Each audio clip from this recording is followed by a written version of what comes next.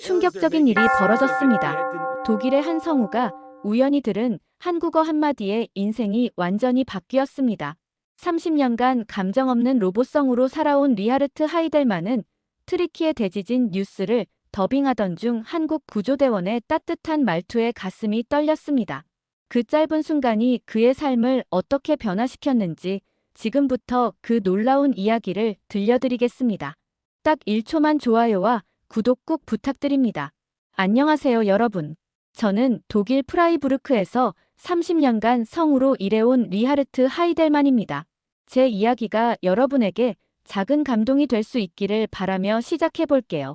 사람들은 제 목소리를 처음 들으면 깜짝 놀랍니다. 방송국 엘리베이터에서 만난 사람들은 제가 인사를 건네면 아, 텔레비전에서 들었던 그 목소리 하며 반가워하죠. 솔직히 말하면 전 그런 반응이 불편했어요. 제 목소리는 그저 도구일 뿐이니까요. 프라이부르크의 작은 녹음실. 이곳은 제 인생의 대부분을 보낸 공간입니다. 창 하나 없는 방음벽으로 둘러싸인 이 작은 공간에서 저는 딱딱한 뉴스부터 다큐멘터리까지 수많은 방송물의 목소리가 되어왔어요. 수십 년간 같은 일을 하다 보니 나만의 원칙이 생겼습니다. 발음은 완벽해야 하고 전달력은 명확해야 한다는 것이죠. 리하르트 씨, 다시 한번 해볼까요? 조금 더 차갑게요. 디렉터의 말에 저는 고개를 끄덕였습니다. 그날도 전 세계 재난 뉴스를 더빙하고 있었어요. 홍수, 지진, 전쟁. 매일 반복되는 비극적인 소식들을 전달하면서도 제 목소리에는 감정이 실리지 않았습니다. 그게 프로라고 생각했으니까요. 감정에 휘둘리지 않는 명확한 전달이 제 철학이었습니다. 인간의 감정보다는 기계처럼 정확한 음성이 좋은 성우의 미덕이다. 이것이 제가 30년간 믿어온 신념이었어요. 동료들은 저를 로봇 리하르트라고 부르기도 했죠. 처음엔 불쾌했지만 나중엔 오히려 그 별명이 자랑스러워졌습니다. 감정에 흔들리지 않는 완벽한 발음과 억양을 구사하는 성우라는 의미니까요. 집에 돌아와서도 저는 습관적으로 라디오를 켜고 발음과 억양을 체크했습니다. 딸 안나는 그런 저를 보며 한숨을 쉬었죠. 아빠, 일은 이제 끝났잖아요. 좀 쉬세요. 하지만 저에게 성우는 직업이 아닌 정체성이었습니다. 밥을 먹을 때도 잠들기 전에도 제 목소리를 점검하는 일은 멈추지 않았어요. 그렇게 기계처럼 정확하게 일하던 어느 날이었습니다. 트리키의 대지진 뉴스를 더빙하는 중이었죠. 무너진 건물 잔해 속에서 생존자를 찾는 구조대의 모습이 화면에 나타났고 한국에서 온 구조대원의 인터뷰가 이어졌습니다. 그 순간 제 귀에 들려온 말은 너무나 낯설었어요. 괜찮아요. 다 괜찮을 거예요. 포기하지 않을 겁니다. 짧은 문장이었지만 그 목소리에서 느껴지는 온기가 저를 멈춰 세웠습니다. 한 번도 들어본 적 없는 언어의 리듬과 억양이었어요. 말의 끝이 부드럽게 내려앉으면서도 희망을 담고 있는 그 목소리에 제 마음이 흔들렸습니다. 디렉터가 다음 문장을 재촉했지만 저는 한동안 말을 잇지 못했어요. 그저 멍하니 화면 속 구조대원의 얼굴을 바라볼 뿐이었죠. 리하르트 씨, 괜찮으세요? 다음 문장으로 넘어갑시다. 저는 정신을 차리고 대본을 읽기 시작했습니다. 하지만 마음속에는 그 낯선 언어의 울림이 계속 맴돌았어요. 한국인 구조대원의 말투, 그 특유의 억양과 리듬이 제 귀에 꽂혔습니다. 처음으로 제 완벽한 독일어 발음이 공허하게 느껴졌어요. 무언가가 부족하다는 느낌, 그것이 무엇인지 알 수 없었지만 분명 제게 없는 것이었습니다. 그날 첫 테이크 녹음이 끝나고 디렉터의 얼굴은 미지근했습니다. 좋은데, 뭔가 아쉽네요. 다시 한번 해볼까요? 보통 같았으면 즉시 재녹음을 시작했겠지만 저는 용기를 내어 말했습니다. 잠시만요. 그 한국 구조대원의 원어 발화를 다시 들을 수 있을까요? 디렉터는 의아한 표정을 지었지만 요청을 들어주었습니다. 헤드폰을 통해 다시 한번 들려오는 한국어. 그 짧은 문장에서 느껴지는 따뜻함과 희망. 저는 그 순간 무언가를 깨달았습니다. 언어는 단순한 정보 전달의 도구가 아니라는 것을요. 언어에는 마음이 담길 수 있다는 것을. 그날 녹음을 마치고 지하철에 오른 저는 문득 제 입에서 나오는 중얼거림에 놀랐습니다. 괜찮아요. 다 괜찮을 거예요. 저도 모르게 그 한국 구조대원의 말을 따라 하고 있었던 거예요. 발음도 엉망이고 억양도 어색했지만 처음으로 저는 제 목소리에서 감정이 묻어나는 것을 느꼈습니다. 30년 동안 억눌러왔던 무언가가 깨어나는 듯한 느낌이었어요. 집에 돌아온 저는 컴퓨터를 켜고 한국어를 검색했습니다. 그리고 그날부터 제 인생은 완전히 다른 방향으로 흘러가기 시작했습니다. 한국어가 품고 있는 따뜻함, 그 언어가 제 삶에 가져온 변화에 대한 이야기를 들려드릴게요. 다음 날 아침, 전 평소보다 일찍 일어나 컴퓨터 앞에 앉았습니다. 검색창에 한국어라고 입력하자 수많은 정보가 쏟아져 나왔어요. 한국어의 기원, 한글의 창제 원리, 세종대왕. 처음 접하는 낯선 세계였지만 이상하게도 친근하게 느껴졌습니다. 특히 한글이 세계에서 가장 과학적인 문자라는 설명에 깊은 인상을 받았어요. 아빠, 아침부터 뭐 하세요? 안나가 눈을 비비며 거실로 나왔습니다. 저는 화면을 가리키며 흥분된 목소리로 말했어요. 이거 봐, 안나. 한국어라는 언어가 정말 흥미롭더라. 어제 방송에서 들은 한국인 구조대원의 말투가 자꾸 생각나서 찾아봤어. 안나는 놀란 표정으로 저를 바라봤습니다. 저는 그녀가 놀란 이유를 알 수 있었어요. 오랜만에 제가 어떤 일에 흥분하는 모습을 본 것이니까요. 로봇 리하르트가 아닌 진짜 아빠의 모습을요. 아빠, 제가 대학에서 한국 문화 수업을 듣고 있다는 거 알고 계셨어요? 이번엔 제가 놀랄 차례였습니다. 무슨 우연일까요? 안나는 제 놀란 표정에 웃으며 자기 방으로 뛰어가더니 책 한 권을 가지고 돌아왔어요. 작년부터 듣고 있었어요. 한국 드라마에 푹 빠져서요. 이건 제가 쓰는 한국어 공부 노트예요. 아빠도 관심 있으시면 같이 공부해 볼래요? 안나의 노트에는 깔끔한 필기와 함께 다양한 한국어 표현들이 적혀 있었습니다. 그 중에서도 제 눈길을 끈 것은 감정을 표현하는 한국어 종결어미였어요. 각 종결어미마다 미묘하게 다른 감정선이 있다는 설명이 붙어 있었죠. 정말 매력적인 언어네. 같은 의미라도 말끝을 다르게 하면 감정이 달라진다니. 그날 아침 식사는 처음으로 텔레비전이나 라디오 없이 안나와 한국어에 대한 대화로 채워졌습니다. 안나는 자신이 좋아하는 한국 드라마 장면들을 보여주었고 저는 그 배우들의 목소리에 귀를 기울였어요. 같은 전문가의 눈으로 보니 한국어 성우들의 연기가 얼마나 섬세한지 느낄 수 있었습니다. 안나, 너도 알다시피 아빠는 항상 감정 없는 목소리가 좋은 성우의 미덕이라고 생각했어.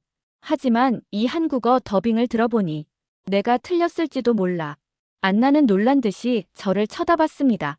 30년 동안 단 한 번도 자신의 원칙을 의심해 본 적 없는 제가 이런 말을 하다니요. 저 자신도 놀라웠습니다.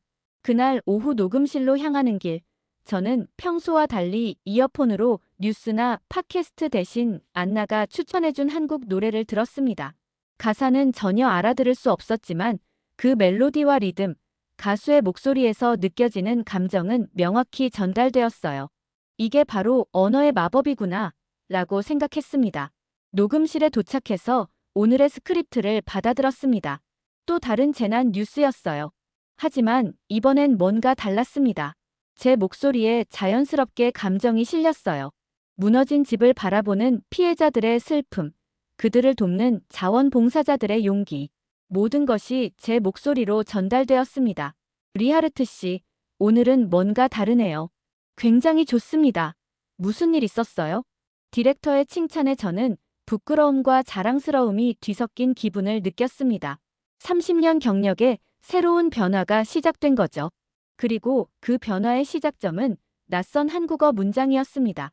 녹음이 끝나고 저는 용기를 내 디렉터에게 물었습니다. 혹시 한국어 녹음 프로젝트가 있을까요? 제가 도전해보고 싶네요. 디렉터는 제 질문에 의아한 표정을 지었지만 곧 미소를 지었습니다. 재미있네요. 마침 다음 주에 한국 다큐멘터리 더빙 작업이 있어요. 관심 있으세요? 저는 망설임 없이 고개를 끄덕였습니다. 비록 한국어를 한마디도 알아듣지 못하지만 그 언어에서 느껴지는 감정의 결을 제 목소리로 표현해보고 싶었거든요. 한국어와의 우연한 만남이 제 인생에 가져온 첫 번째 변화였습니다. 그리고 이것은 시작에 불과했어요. 안녕하세요. 저는 리하르트 하이델만입니다. 거울 앞에 서서 한국어 인사를 연습하는 제 모습이 낯설게 느껴졌습니다.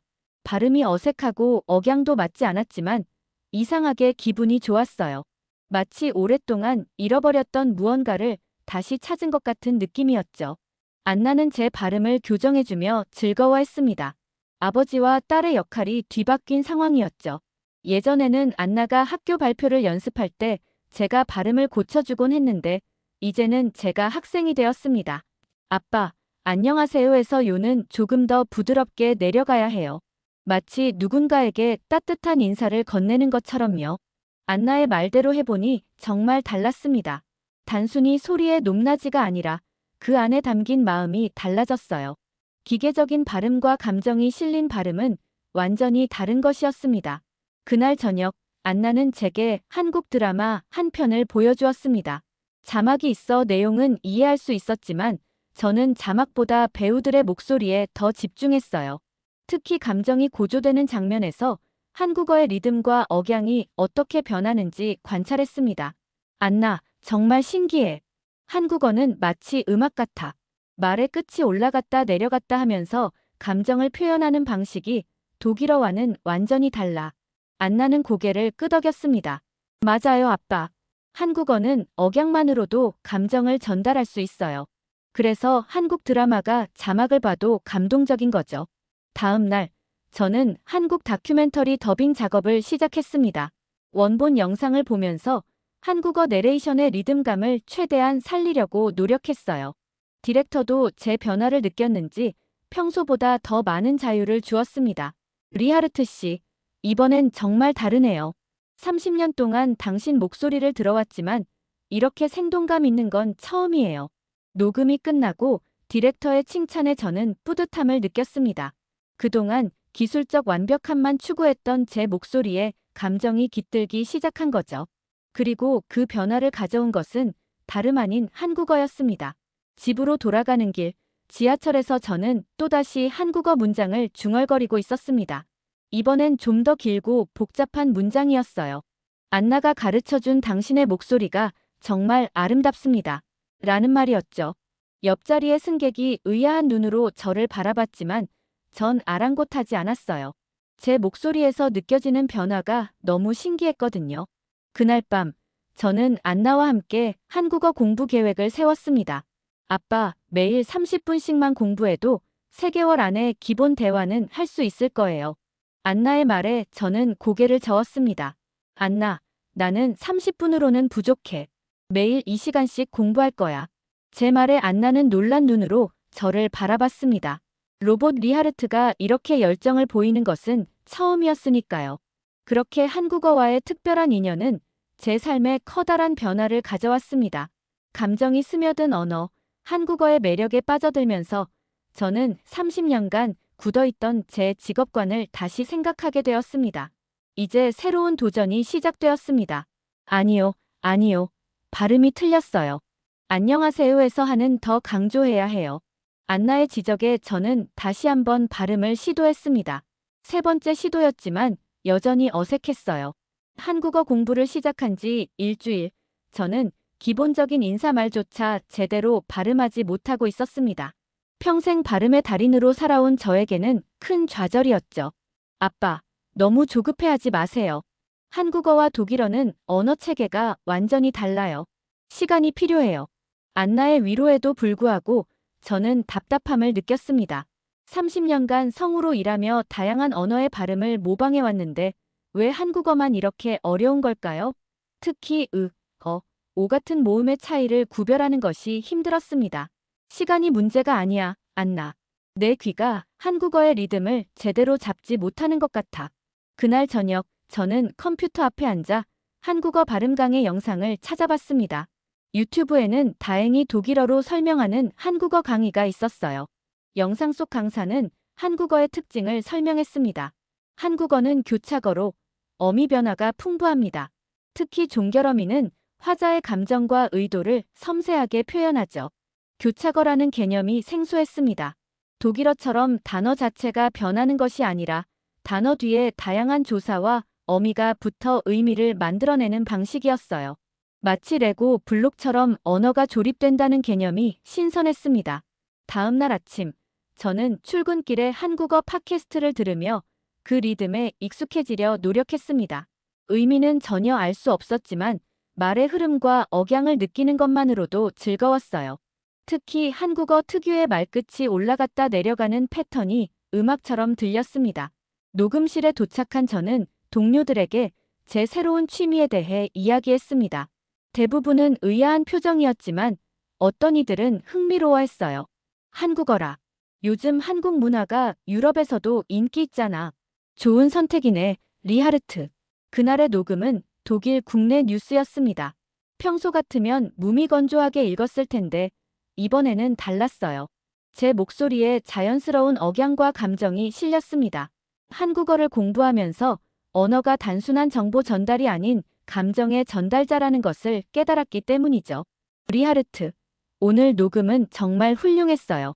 무슨 일 있었나요? 최근 목소리에 생기가 돌아요. 디렉터의 칭찬에 저는 미소를 지었습니다.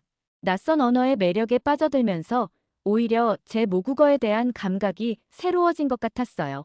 지금까지 단순히 기술로만 여겼던 성우일이 예술로 느껴지기 시작했습니다. 집으로 돌아가는 길, 저는 문득 제 목소리가 듣고 싶어졌습니다.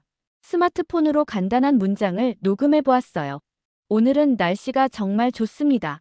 녹음을 들어보니 확실히 달랐습니다.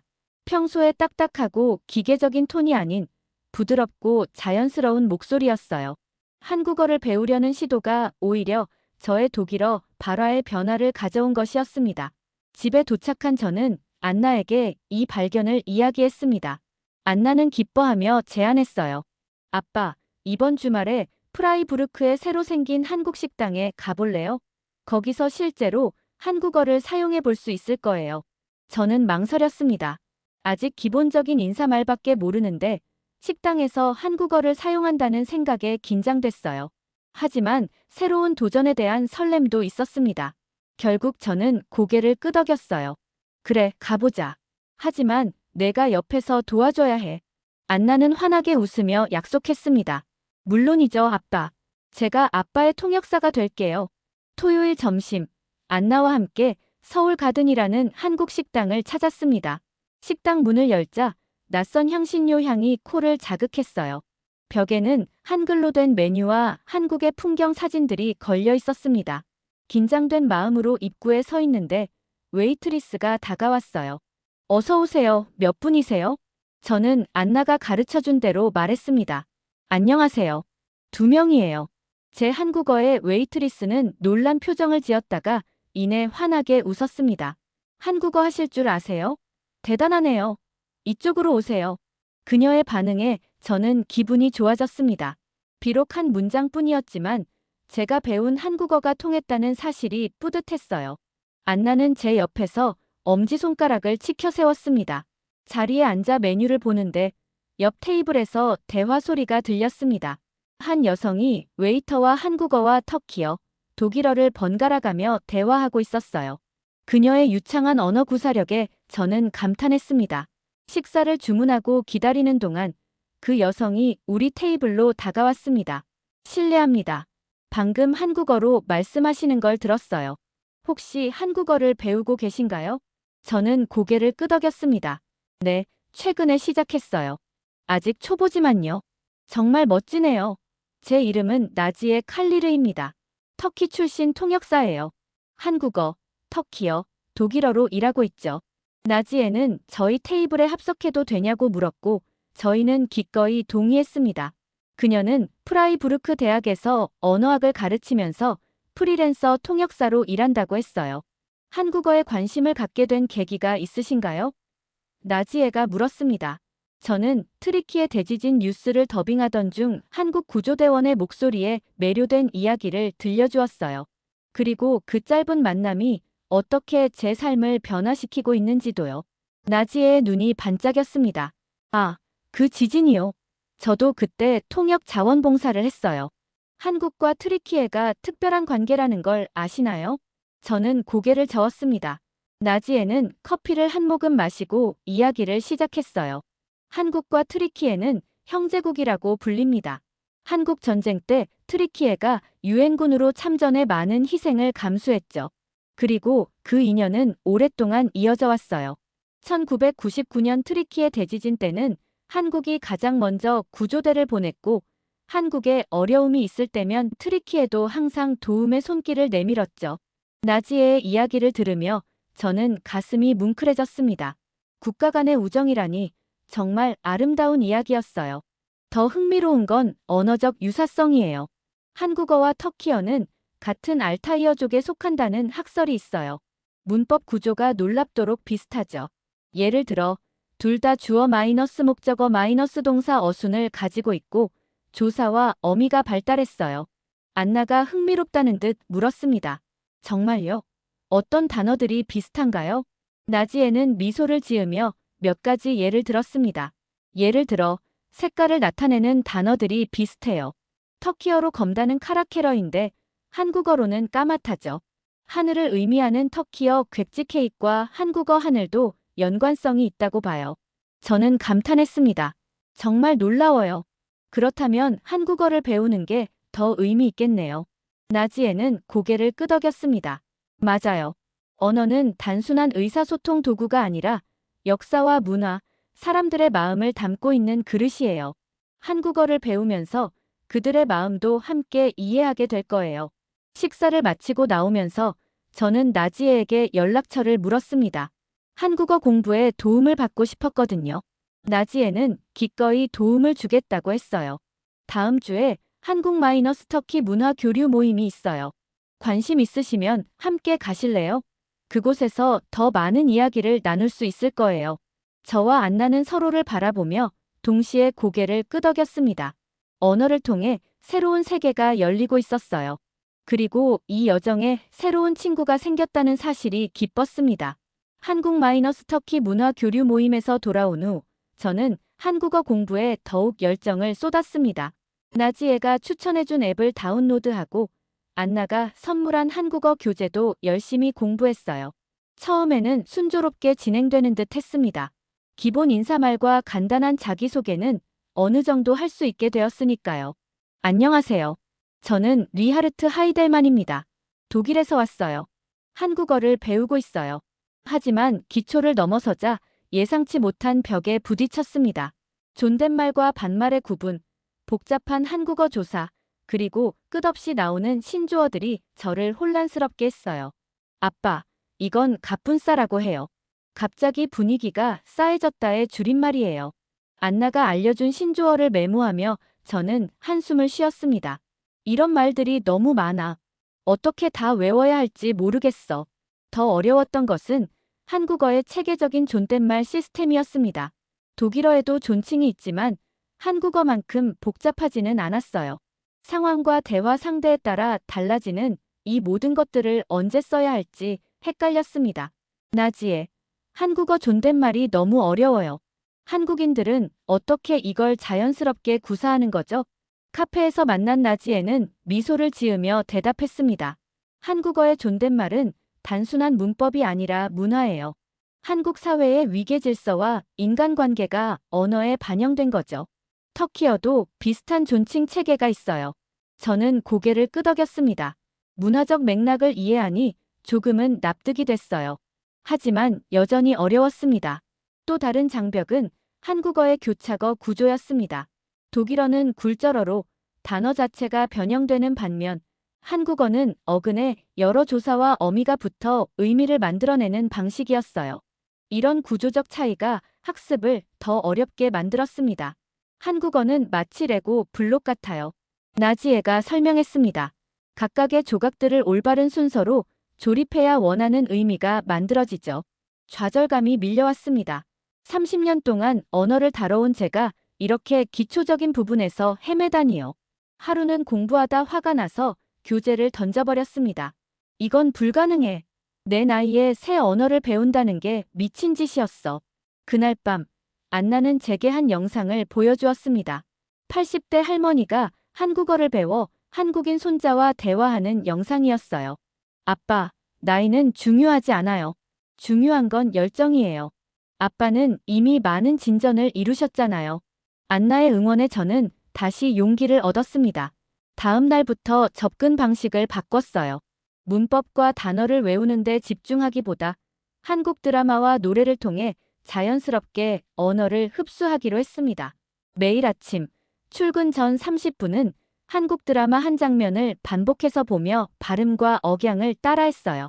녹음실에서의 경험이 도움이 되었습니다. 성우로서 타인의 목소리를 모방하는 능력이 한국어 학습에도 적용되었어요. 와, 아빠. 발음이 정말 좋아졌어요. 마치 드라마 속 배우처럼 들려요. 점차 한국어의 리듬과 멜로디가 몸에 배기 시작했습니다. 여전히 복잡한 문법은 어려웠지만 기본적인 대화는 가능해졌어요.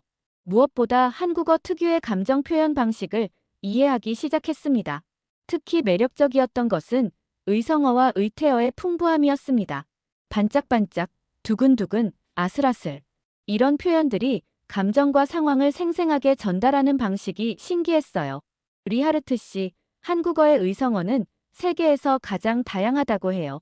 나지에가 알려주었습니다. 그만큼 감정과 상황을 섬세하게 표현하는 언어라는 거죠. 한 달이 지난 후 저는 조금씩 자신감을 얻기 시작했습니다. 프라이부르크의 한국 식당에서는 이제 메뉴를 한국어로 주문할 수 있게 되었고 간단한 대화도 나눌 수 있었어요. 비빔밥 하나 주세요. 고추장은 조금만 넣어주세요. 식당 주인은 제 한국어에 감탄하며 항상 친절하게 대해주었습니다. 그런 반응이 더 큰 동기부여가 되었어요. 직장에서도 변화가 있었습니다. 한국어를 배우면서 제 독일어 성우 연기에도 변화가 생겼어요. 더 풍부한 감정 표현, 자연스러운 억양, 상황에 맞는 미묘한 어조 변화. 이전에는 미처 신경 쓰지 못했던 부분들을 이제는 의식적으로 활용하기 시작했습니다. 리하르트, 최근 당신의 연기가 정말 달라졌어요. 이전보다 훨씬 감정이 풍부하고 자연스러워요. 비결이 뭔가요? 동료 성우의 질문에 저는 웃으며 답했습니다. 한국어를 배우고 있어. 그게 나를 변화시키고 있는 것 같아. 물론 여전히 어려움은 있었습니다. 특히 한국어의 미묘한 뉘앙스와 문화적 배경을 이해하는 것은 쉽지 않았어요. 하지만 이제는 그것을 두려워하지 않았습니다. 오히려 새로운 도전으로 받아들였죠. 언어는 살아있는 유기체와 같아요. 나지에의 말이 떠올랐습니다. 완벽하게 마스터하는 것이 아니라 함께 호흡하고 성장하는 거죠. 그 말처럼 저는 한국어와 함께 성장하고 있었습니다. 그리고 그 과정에서 제 자신도 변화하고 있었어요. 더 열린 마음, 더 풍부한 감정 표현, 그리고 무엇보다 새로운 것에 대한 두려움 대신 호기심을 갖게 되었습니다. 어느 날 저녁, 안나와 함께 한국 드라마를 보고 있을 때였습니다. 갑자기 제 전화기에 메시지가 왔어요. 유럽 성우연합에서 온 메일이었습니다. 리하르트 씨, 다음 달 베를린에서 열리는 연례 컨퍼런스에서 강연자로 참여해 주시겠습니까? 언어와 감정 성우의 새로운 도전이라는 주제로 강연을 부탁드립니다. 메일을 읽고 저는 안나를 바라봤습니다. 어떻게 생각해? 내가 강연을 할 수 있을까? 안나는 환하게 웃으며 말했습니다. 당연하죠, 아빠. 한국어가 아빠의 삶과 직업에 가져온 변화에 대해 이야기하면 되잖아요. 모두가 관심 있어 할 거예요.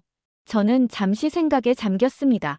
그동안의 여정, 한국어와의 만남, 그리고 그로 인한 변화. 이 모든 것을 다른 성우들과 나눌 수 있다면 의미 있는 일이 될 것 같았어요. 그래, 한번 도전해 볼게. 그렇게 제 인생에 또 다른 도전이 시작되었습니다. 한국어라는 언어가 저에게 가져다 준 또 하나의 선물이었죠. 베를린 컨퍼런스 날이 다가오면서 저는 점점 더 긴장되었습니다. 발표 주제는 감정을 품은 언어 마이너스 한국어가 내 직업관을 바꾼 이야기였어요. 처음으로 제 개인적인 이야기를 수백 명의 동료들 앞에서 나누게 된다는 사실이 부담스러웠습니다. 아빠, 발표 연습 한 번 더 해볼까요? 안나는 제 발표를 돕기 위해 베를린까지 동행해 주었습니다. 호텔방에서 우리는 밤늦게까지 발표 준비를 했어요. 슬라이드에는 트리키의 대지진 속 한국 구조대원의 인터뷰 영상, 제가 더빙한 버전, 그리고 한국어 공부 과정의 사진들이 담겨 있었습니다. 안나, 내가 이걸 잘할 수 있을까? 다른 성우들이 내 이야기에 관심을 가질까? 안나는 제 어깨를 토닥이며 말했습니다. 아빠, 진심은 항상 통해요. 아빠의 변화는 누구보다 제가 가장 잘 알아요. 로봇 리하르트가 어떻게 따뜻한 목소리를 가진 사람으로 변했는지 모두에게 들려주세요. 컨퍼런스 당일, 저는 강연장 앞에서 깊은 숨을 들이마셨습니다. 300석 규모의 홀이 동료 성우들로 가득 찼어요.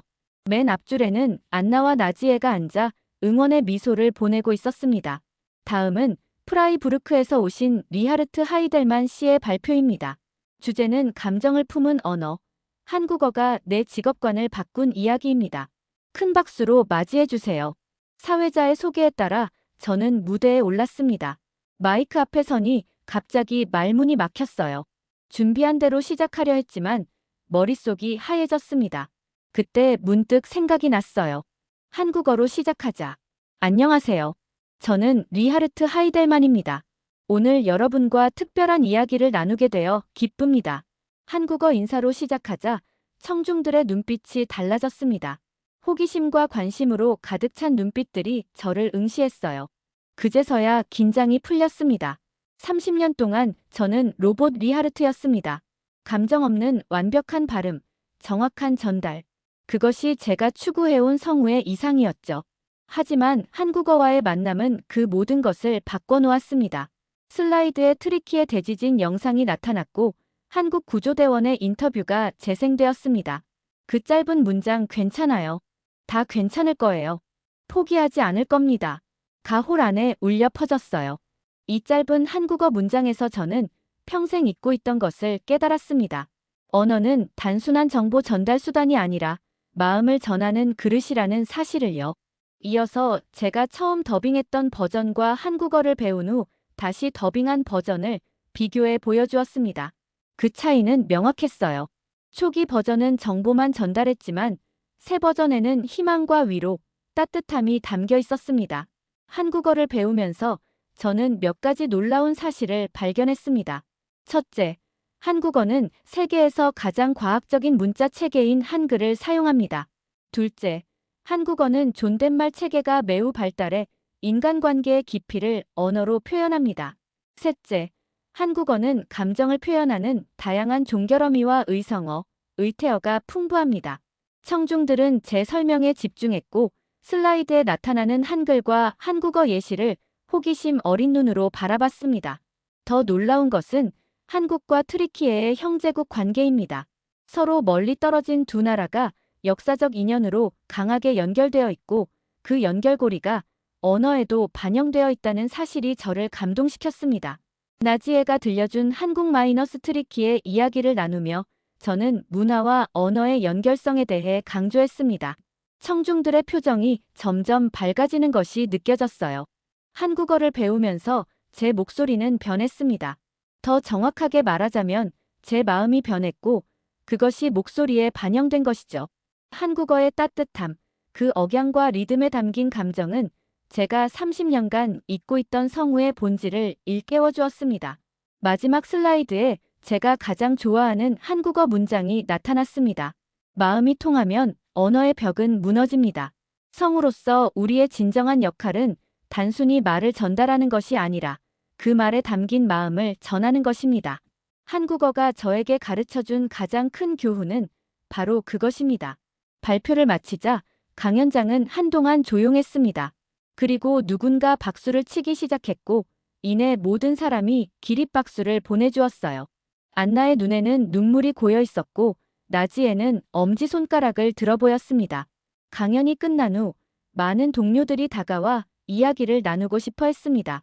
한국어에 대한 질문, 제 변화 과정에 대한 호기심, 그리고 자신들도 새로운 언어를 배워보고 싶다는 의지를 표현했어요. 그날 저녁 컨퍼런스 주최 측에서 저를 찾아왔습니다. 리하르트 씨, 정말 감동적인 발표였습니다. 몇몇 방송국에서 한국 관련 프로젝트에 당신의 목소리를 원하고 있어요. 관심 있으신가요? 저는 미소를 지으며 고개를 끄덕였습니다. 한국어와의 만남이 새로운 직업적 기회까지 가져다 주다니 정말 놀라운 일이었어요. 그러나 그보다 더 값진 것은 제 내면의 변화였습니다. 로봇 리하르트가 아닌 진정한 마음을 전하는 성우로 거듭난 것이었죠. 컨퍼런스가 끝나고 프라이부르크로 돌아온 지 한 달. 저는 안나와 나지에와 함께 한국 식당 서울가든을 다시 찾았습니다. 이번에는 특별한 손님을 초대했어요. 트리키에 대지진 당시 인터뷰했던 그 한국 구조대원 김민수 씨였습니다. 베를린 발표 영상이 온라인에 공개된 후 김민수 씨가 저에게 연락을 해왔거든요. 그는 현재 독일 대학에서 재난구호 연구를 하고 있었습니다. 제 이야기를 듣고 깜짝 놀랐다며 꼭 만나고 싶다고 했어요. 안녕하세요, 하이델만 씨. 드디어 만나게 되어 영광입니다. 김민수는 유창한 독일어로 인사했고 저는 한국어로 답했습니다. 만나서 반갑습니다, 김민수 씨. 제가 더 영광이에요. 당신이 제 인생을 바꿨으니까요. 제 한국어 실력이 많이 향상되었지만 여전히 어색한 부분이 있었습니다. 그럼에도 김민수는 감동한 표정으로 제 말을 들었어요. 하이델만 씨의 한국어가 정말 훌륭해요. 발음이 너무 자연스러워요. 저희는 식당에 자리 잡고 한국 음식을 주문했습니다. 이제는 메뉴판을 읽는 것도 어렵지 않았어요. 불고기 4인분, 김치찌개 1개, 된장찌개 3개 주세요. 반찬은 많이 주시면 감사하겠습니다. 주인 아주머니는 환하게 웃으며 고개를 끄덕였습니다. 네, 알겠습니다. 리하르트 씨 한국어 실력이 갈수록 좋아지네요. 테이블에 둘러앉아 김민수는 트리키의 대지진 당시의 이야기를 들려주었습니다. 무너진 건물 속에서 생존자를 찾던 절박했던 순간들, 그리고 그가 했던 그 유명한 인터뷰의 배경까지. 사실 그때 저는 너무 지쳐 있었어요. 사흘 동안 거의 잠을 못 잤거든요. 하지만 트리키의 사람들의 고통을 보며 어떻게든 희망을 전하고 싶었습니다. 한국과 트리키에는 오랜 형제 국가니까요. 김민수의 이야기를 들으며 저는 다시 한번 감동을 느꼈습니다.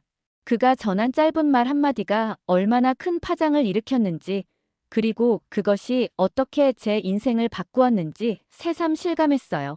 김민수 씨, 당신의 목소리에서 느껴진 따뜻함이 저를 변화시켰어요. 30년 동안 저는 감정 없는 성우였습니다. 하지만 한국어를 배우면서 진정한 의미의 목소리를 찾게 되었죠. 안나가 말을 이었습니다. 정말이에요, 김씨. 아빠가 완전히 달라졌어요.